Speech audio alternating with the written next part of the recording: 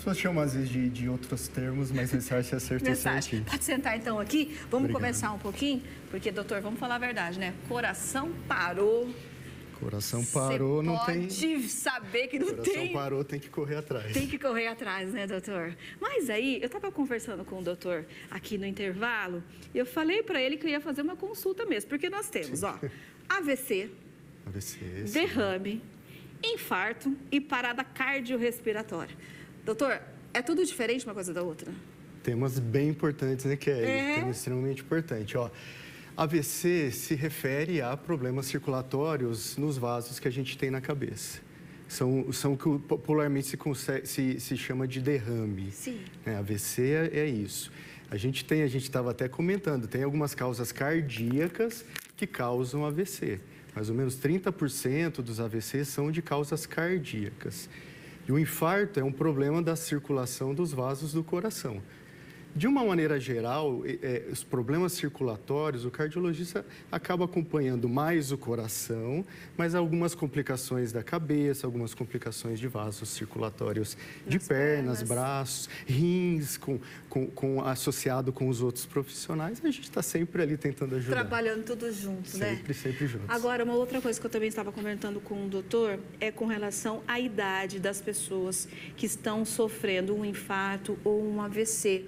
Porque nós tivemos 2 casos essa semana de pessoas próximas. Um é irmão de uma amiga da minha mãe, da Mari, meus sentimentos, que acabou falecendo. E também de um outro rapaz que trabalha num açougue, que ele teve um infarto, um AVC, e ele acabou desmaiando dentro de uma câmara fria. Ficou na UTI, graças a Deus, agora está melhor. Mas o que eu gostaria de trazer é a idade dessas 2 pessoas. É uma faixa etária dos 25 aos 30 anos. E a gente tem visto isso acontecer em pessoas mais jovens, doutor. Maior, né? Abaixo dos 30 anos é muito mais provável que uma pessoa morra de problemas cardíacos não circulatórios. Algum problema de nascença, alguma arritmia. Agora, a partir dos 30 anos, e aí cada vez mais... As décadas seguintes, 40, 50, 60, até 90, 100 anos, a gente vê pacientes chegando aos 100 anos, cada vez mais ao longo da vida a gente vê esses pacientes tendo uma frequência maior de problemas como um infarto, como um AVC, como problemas circulatórios. A gente acaba vendo pessoas jovens de uma maneira menos frequente. E quando acontece, chama mais atenção, a gente fica sensibilizado. São pessoas que morrem numa faixa etária muito precoce. Mas é uma proporção menor, mas a gente acaba vendo isso com frequência. Talvez mais hoje do que antigamente, onde a gente não tinha tanta mídia, muita informação, tanto hospital, tantas ferramentas de fazer avaliação para problemas do coração. Antigamente, as ferramentas eram muito poucas. Hoje a gente tem uma gama de ferramentas. Então, a gente acaba detectando precocemente, o que é muito importante. Infelizmente, algumas pessoas não conseguem chegar a tempo. Não consegue. Agora, doutor, tirando essas pessoas que têm algum problema precoce, que já nascem, né? Já é genético. As outras pessoas, assim, qual o cuidado que tem que ter? A parte hereditária é um cuidado que tem que ter também? A gente costuma dizer que a gente não foge da parte hereditária. A gente tem a parte genética e os fatores de risco que a gente vem adquirindo ao longo da vida. Os fatores de risco a gente consegue intervir. Então, existem alguns passos para a gente evitar que se tenham problemas circulatórios, como infarto e AVC. Fazer atividade física regularmente, uma boa alimentação. Hoje, as sociedades de cardiologia, elas falam assim, coma mais verde. Coma verde. Coma verde. Não só o verde, mas no sentido de vegetais, frutas, legumes. E dá menos prioridade para carnes e para carboidratos, como arroz, pão, batata, enfim, esses alimentos. Que são, infelizmente, os alimentos que a gente culturalmente come mais e, às vezes, socialmente, os alimentos mais baratos até. Então, a população acaba tendo um acesso menor a esses alimentos que são um pouco mais saudáveis. Então, exercício, alimentação, não fumar, controlar a pressão. Então, assim, se eu não tenho pressão alta, eu preciso ver se eu tenho pressão alta. E aí é um problema grave, porque mais ou menos aí, acredita que 10% da população seja hipertensa tudo isso? E não saiba. 10%. É bastante? É bastante. Então, assim, se eu não sou hipertenso, eu não estou prevenindo complicações. Se eu sou hipertenso, aí eu tenho que controlar minha pressão, diminuir o abuso de sal, que é muito frequente na nossa sociedade. Perder peso, o peso é importante, a gente não está falando de estética, a gente está falando de saúde. Quanto mais obeso o paciente maior é o risco de hipertensão, maior é o risco de diabetes. Então, se a gente come mais carboidrato, se a gente não faz exercício, se a gente se alimenta mal, a gente vai ter um risco maior de ter diabetes, vai ter um risco maior de ter colesterol. E aí, todas essas doenças se somam. Elas entram num pote e vão se somando. Acumulando. E de maneira que todas são prejudiciais. Se a gente ficar parado, não vai vir nada para nós que vai melhorar a nossa saúde. De uma maneira geral, a gente só vai ter prejuízo. Agora, doutor, o senhor falou uma coisa muito importante. Então, 10% da população é hipertenso. 10%, e acredita-se também que 10% da população seja diabética e não saiba. Então, e aí é nesse ponto que eu quero chegar, porque todo mundo sabe que tem que cuidar da saúde. Gente, é bater na mesma tecla. Todo mundo sabe que tem que cuidar da saúde, todo mundo sabe que tem que cuidar do coraçãozinho, mas porque todo mundo não gosta de ir no médico? Eu acho que tem um ponto social nisso. Porque assim, a gente só procura o médico quando já está bem ruim. Ou quando vai fazer algum procedimento. Exatamente. A gente está falando de um rapaz que teve um infarto ou teve um AVC e talvez ele não tinha nenhum sintoma previamente. Esses casos são muito difíceis de se avaliar. Agora, aquelas pessoas que vêm desenvolvendo sintomas ao longo de uma vida e não procuram um atendimento, essas muitas vezes chegam numa fase de um infarto evitável. Que sintomas? Dor no peito, falta de ar, batedeira, intolerância. Então, aquela senhorinha que andava 4 quarteirões, 5, 6, e de algum tempo, agora ela anda 2, ela anda 1 e sente desconforto, alguma coisa está errada. Aquela pessoa que fazia atividade física e de repente vai fazer atividade física, sente uma dor no peito, um aperto, geralmente a gente fala que é um aperto do lado esquerdo do peito, com essa mãozinha assim mesmo, é um sinal muito característico de dor de origem cardíaca. Essa pessoa não vai procurar um acompanhamento e acaba tendo algum evento. Que coisa. Doutor, eu estou entrando aqui no teu Instagram, doutor Daniel Message, e a gente tem uma imagem. Coloca pra gente, produção, aqui. Deixa eu abrir aqui essa imagem aqui de um coraçãozinho lindo. Isso. E aí eu queria que o senhor falasse um pouquinho mais sobre esse que a gente está mostrando. Olha lá, gente, ó. Olha, essa imagem é uma imagem bem legal. Essa é uma imagem de uma reconstrução em 3 dimensões, que a gente conhece como 3D.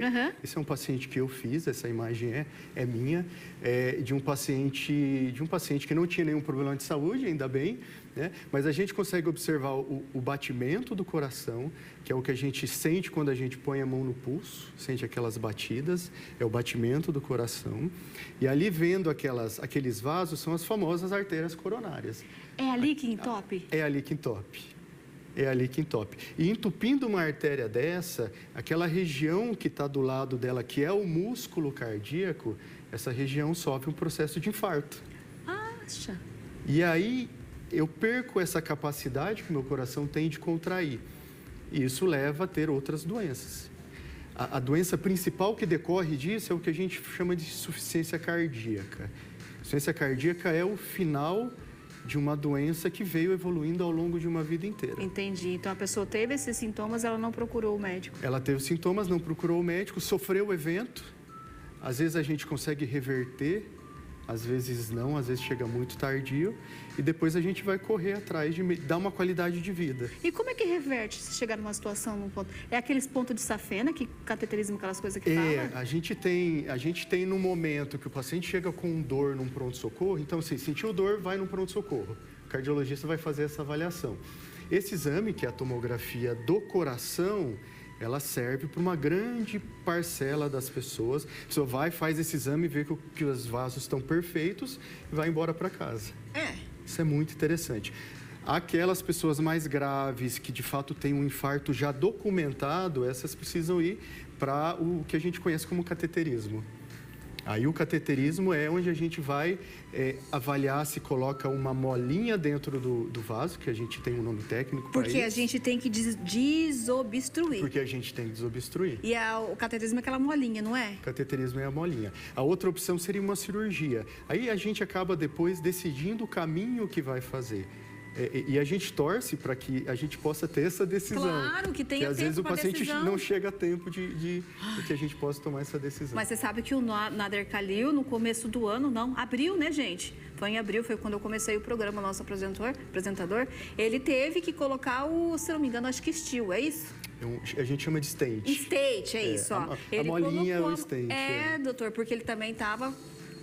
E ele fez todos os exames, mas só percebeu finalmente mesmo. E o que acontece hoje em dia? Hoje em dia as pessoas com a correria do dia a dia, com trabalho, com obrigações familiares e coisas que tiram de nós o interesse por alguma coisa que não está dando sintoma, a gente vai deixando. A gente sempre se deixa para segundo lugar. A gente deixa como prioridade o que é importante agora, né? E acaba negligenciando para questões de saúde, isso é muito ruim.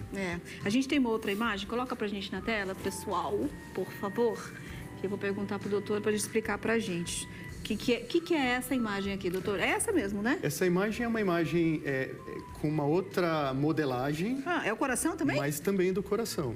Essas são as artérias que a gente chama de artérias coronárias e elas são representadas por esse trajeto vermelho. Ali é justamente isso. Fechou uma artéria dessa, a gente vai ter o chamado infarto. Doutor, mas pode me chamar de...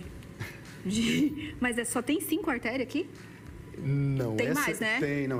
Tá. É importante, assim, essas são as artérias principais. A gente não vê porque a tecnologia não nos permite isso, mas essas artérias, elas são irrigadas por pequenas microartérias que tomam conta do corpo todo. Tem um dado que a gente brinca, eu não sei como se descobriu, mas que se a gente pegasse todas as artérias e todos os vasos do nosso organismo e esticasse, a gente conseguiria dar a volta na Terra 3 vezes. Sério? Isso evidentemente que é uma brincadeira, eu acreditando. Não, mas assim, é a estimativa do comprimento de todos esses vasos. Isso dá uma importância para nós de como os vasos são... Não, mas é verdade. Isso dá uma estimativa para nós de como os vasos são importantes. Coração, cabeça, perna, todas as estruturas. Nossa, doutor, e a gente às vezes não dá... Na verdade, assim, doutor, se a gente perceber, se a gente começar a pensar na quantidade de veinhas, de vasos que passam pelo nosso corpo, né?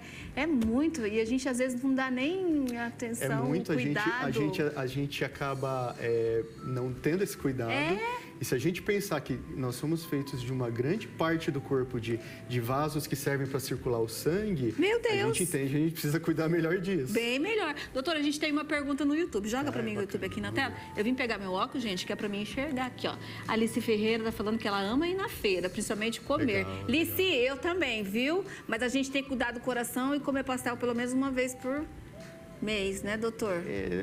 Uma vez, eu diria assim, dá para comer mais. Dá para comer, mais. Assim, aproveitar, Alice, já pegar uma consulta com o doutor aqui. Você não pode comer um pastel hoje, um pastel amanhã, outra coisa frita no outro dia. Pode ponderadamente, né, pode intercalar. Obrigado, viu, Alice? O doutor liberou nós, tá? E que linda família trabalhando, Alice de novo. Elizabeth, Kelly, boa tarde, o programa. Hoje passei no cardiologista. Estou com pressão alta, vou fazer uma bateria de exames. Bacana, é isso mesmo. Corre atrás da saúde. E a Alice diz que foi a primeira quimioterapia. Minha pressão foi a 8/6. Dificilmente sobe. Preciso me preocupar? Não me sinto mal. É uma mulher, né? Alice, ó, a quimioterapia pode prejudicar o coração, doutor? Bacana, que pergunta Obrigada, interessante, obrigado. As mulheres tendem a ter uma pressão um pouco menor que o homem, isso é normal. Isso está relacionado com a constituição do corpo também. A quimioterapia, alguns remédios para quimioterapia, eles são chamados de tóxicos para o coração. Então, é interessante que todo mundo que vá começar uma quimioterapia procure o cardiologista antes, faça alguns exames específicos para o coração. E aí, se esses exames estiverem normais, no decorrer da quimioterapia, ela vai repetir. com 3 meses, 6 meses, vai depender um pouco da situação. E aí, se em algum momento se perceber que esse remédio causa toxicidade no coração, esse remédio tem que ser substituído por algum outro que possa ter o efeito quimioterápico, mas que não afete o coração. Entendi. Doutor, mas assim, como ela já está na quimioterapia, ela já deve ter o acompanhamento de uma equipe toda médica, né? Provavelmente, é o que a gente deseja, espera, né? É o que a gente deseja. Responde pra gente se você está tendo esse acompanhamento de toda essa equipe médica, fazendo